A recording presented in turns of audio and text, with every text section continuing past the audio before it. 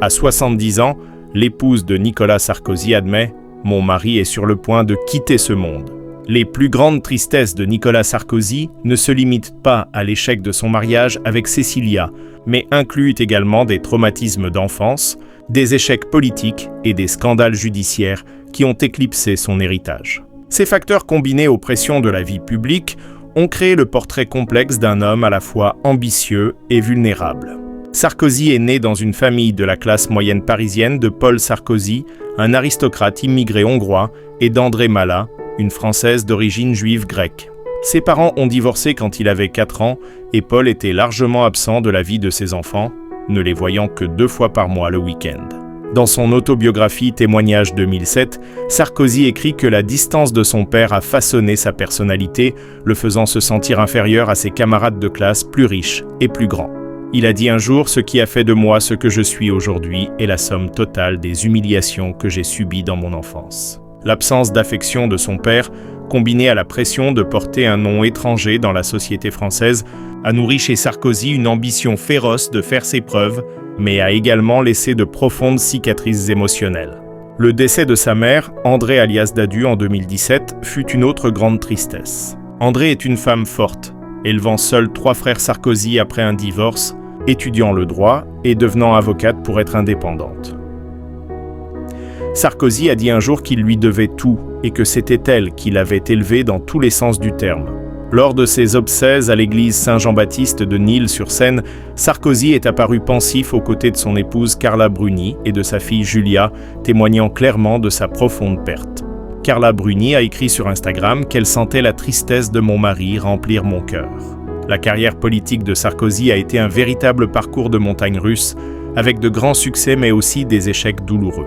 Il a débuté sa carrière comme maire de Neuilly-sur-Seine de 1983 à 2002, un poste qui lui a permis de se forger une réputation de jeune leader énergique.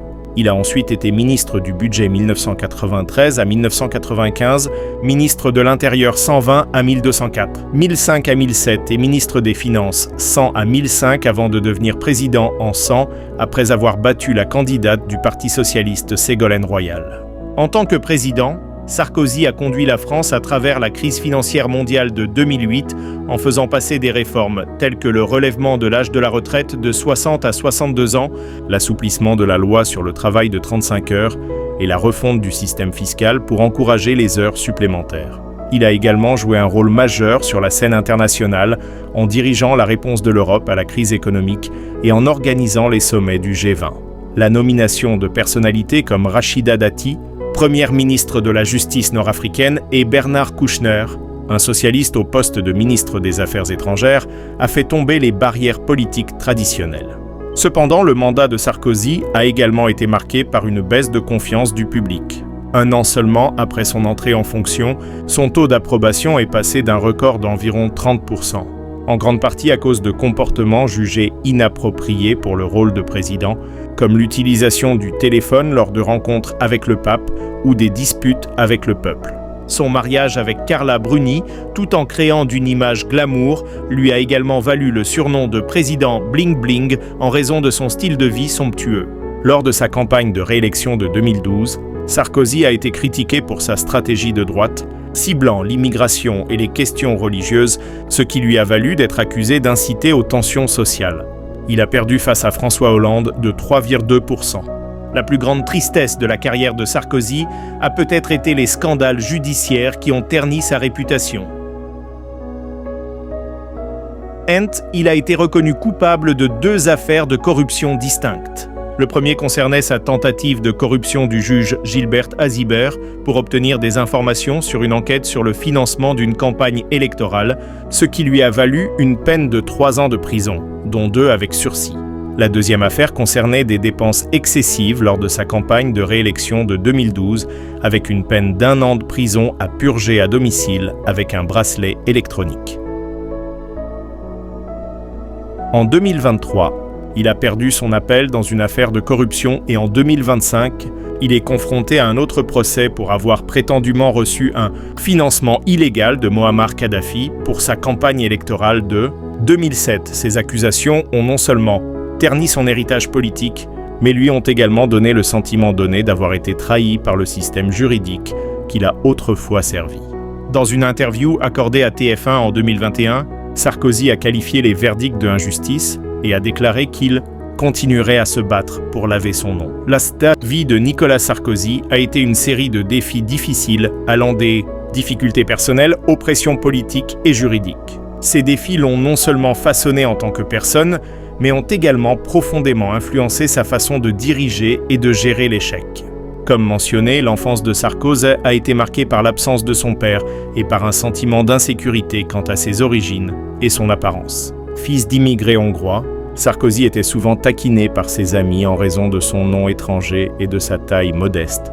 Dans Témoignages, il écrit qu'il a le sentiment de n'être jamais assez bon aux yeux de son père qui le critique fréquemment pour ses résultats scolaires et son apparence. Ces expériences l'ont poussé à se lancer en politique pour prouver sa valeur, mais l'ont également rendu vulnérable aux critiques publiques. En tant que président, Sarkozy a dû faire face à une pression énorme en dirigeant un pays en pleine crise économique et sociale.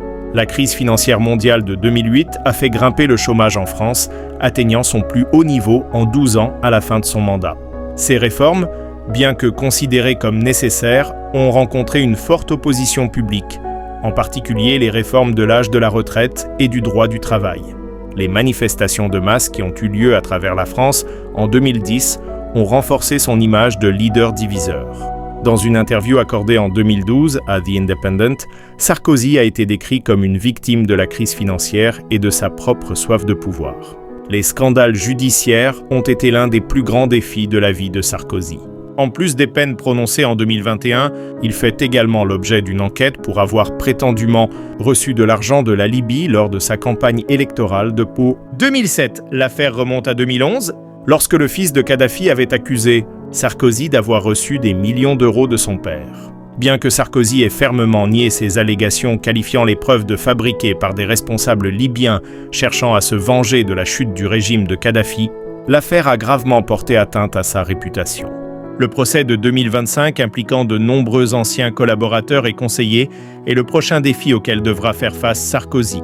En plus de son divorce avec Cécilia, Sarkozy a également dû faire face à des difficultés pour concilier sa carrière et sa famille. Il a 4 enfants, Pierre et Jean de son premier mariage avec Marie-Dominique Cuglioli, Louis de son mariage avec Cécilia et Julia avec Carla Bruni. Élever des enfants dans un contexte de vie publique et de pression politique n'est pas chose facile. Par exemple, Jean Sarkozy, son deuxième fils, a suscité la controverse lorsqu'il a été nommé à la tête de la régie du quartier d'affaires de la Défense à l'âge de 23 ans, ce qui a donné lieu à des accusations de favoritisme familial. Sarkozy a été critiqué pour être en train de construire un clan Sarkozy en politique et dans les affaires. L'une des plus grandes tristesses de Sarkozy est le sentiment que ses contributions à la France ne sont pas reconnues à leur juste valeur. En tant que dirigeant ayant l'ambition de transformer la France en un pays plus moderne, plus libéral et plus ouvert sur l'extérieur, Sarkozy a été confronté à des critiques constantes sur son style de leadership, sa vie personnelle et ses politiques. Dans Témoignages, il écrit qu'il veut réveiller la France de sa stagnation économique et sociale. Mais au lieu d'être reconnu, il est associé à une image bling-bling et perçu comme un homme politique uniquement intéressé par le pouvoir personnel. Sarkozy a été particulièrement contrarié par la manière dont le public et les médias se sont concentrés sur sa vie personnelle, plutôt que sur ses réalisations politiques.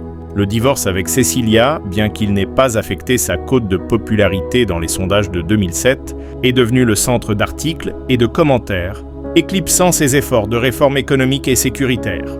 De même, son mariage avec Carla Bruni, tout en lui procurant une stabilité personnelle, a été exploité par les médias comme une histoire glamour, sapant sa crédibilité aux yeux des partisans conservateurs.